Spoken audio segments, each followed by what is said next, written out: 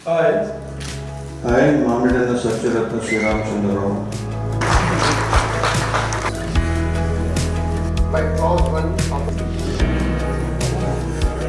Punjab and Haryana high court है और क्या कौन कौन से मसले थे नीति आयोग में आपने उठाए और केंद्रीय ऊर्जा मंत्री से मुलाकात हुई है आपकी? देखिए, केंद्रीय ऊर्जा मंत्री जी से मेरी कल काफ़ी लंबी चर्चा हुई और उस चर्चा में हमने जो शानन विद्युत प्रोजेक्ट है जिसकी लीज ख़त्म हो रही है, उस लीज के संदर्भ में हमने उनसे बात की और कहा कि इसकी लीज ख़त्म हो रही है। ये शानन विद्युत प्रोजेक्ट अब हिमाचल प्रदेश सरकार को मिलना चाहिए, हिमाचल प्रदेश जनता का उस पर अधिकार है।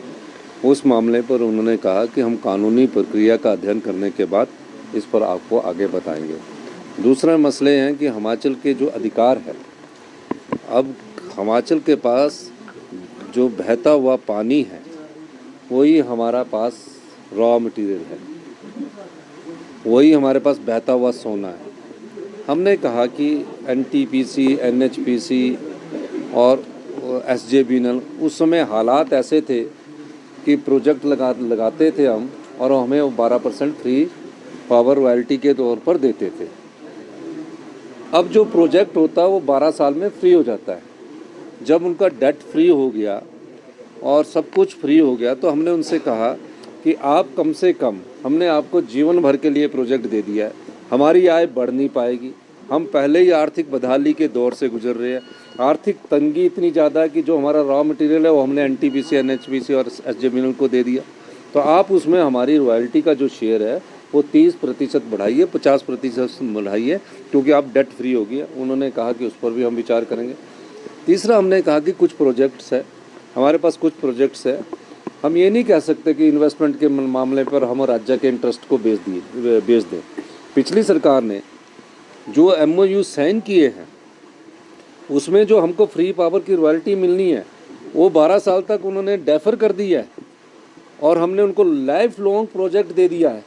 हमने कहा कि हम खुद बनाएंगे, हम खुद बना सकते हैं, हम अपने लोगों को कब तक कर्जे के बोझ के तले दब सकते हैं, उसके संदर्भ में हमने उनसे बात की है।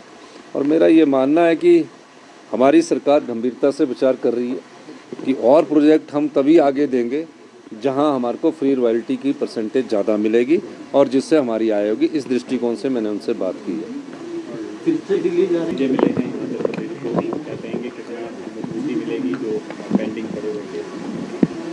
देखिए, आज नए सीजीए का शपथ समारोह है और शपथ समारोह में जो एक हमारा रिवाज है उस दृष्टिकोण से आज उन्होंने शपथ ली है और मैं कल ही दिल्ली में इस शपथ ग्रहण समारोह में भाग लेने के लिए आया। तो हम निश्चित तौर पर न्यायिक प्रणाली में जो सुधार हो रहा है उन सुधारों को वो आगे बढ़ाएंगे। दिल्ली आप नहीं, आज मैं फिर से मंत्रिमंडल की संभावना तो हमेशा रहती ही है, लेकिन आज हमारी फाइनेंस मिनिस्टर से बातचीत है। 2022-23 में हमारे जो लोन की लिमिट थी वो 14,500 करोड़ रुपए थी। हमारी सरकार को बने हुए 5 महीने आए, उन 14,500 करोड़ में से उन्होंने 5,500 करोड़ हमारी लोन की लिमिट को कम कर दिया। और जो हम एनपीए के रूप में मार्च में जो 1780 करोड़ रुपया पेंशन के लिए देते थे, उसके मैचिंग ग्रांट वो हमको और देते थे, वो भी उन्होंने उसको रोक दिया। हमने फाइनेंस मिनिस्टर से टाइम लिया है और इस संदर्भ में मैं पूरे अधिकारियों की टीम के साथ आज शाम को हमारी दिल्ली में फाइनेंस मिनिस्टर से मुलाकात है।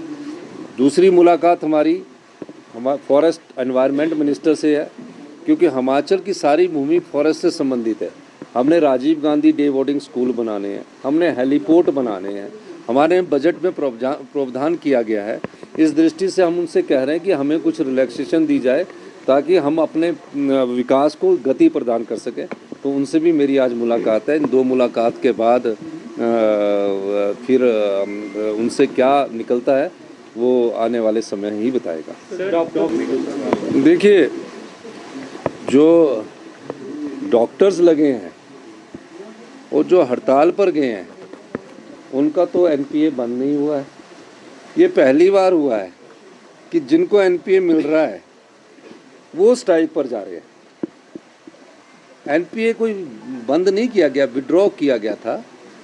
एक नियम है, इस नियम के तहत डेंटल डॉक्टर के रिटर्न में इंटरव्यू होने हैं। डेंटल डॉक्टर का एक डेपुटेशन हम लोगों से मिला, उन्होंने कहा कि पिछले 2-3 साल से पोस्टें नहीं निकल रही है, आप कृपया करके डेंटल डॉक्टर की कुछ पोस्टें निकालिए।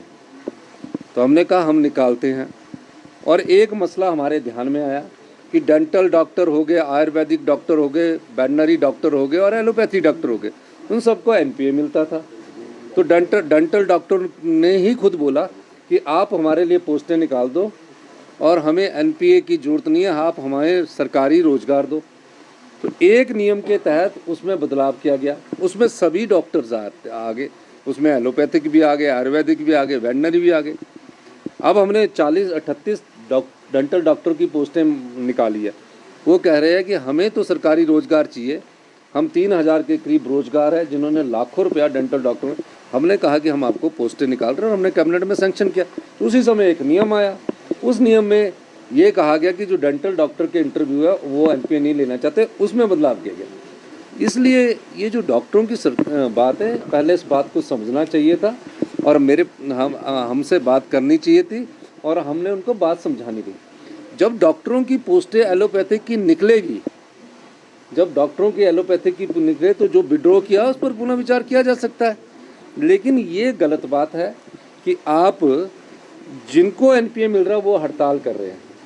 अभी जब नई डॉक्टरों की रिक्रूटमेंट होगी उस समय वो मुझसे मांग करेंगे, तो उस पर हमारे को विचार करने में कोई हर्ज नहीं है। तो मैं डॉक्टरों से भी कहूँगा कि आप कृपया करके, आप सबको एनपीए मिल रहा है, आप सबको एनपीए से रोका नहीं गया है, और आप कृपया करके आप अपना काम कीजिए। जब नई पोस्टें निकलेगी और डॉक्टर के जो हमें एसोसिएशन होगी, हम इस पर विचार करेंगे, इसमें कोई दो राय नहीं है। Thank you sir. I am very happy to be here. Instead of speaking, I'll show it in my actions. And this is a nice state, nice people, and I'll try to serve the people of this state to the best of my ability. And I wish everybody happiness and good health. Do you Thank have you. any plans for pendency, sir? You will see what I will do. Thank you, man.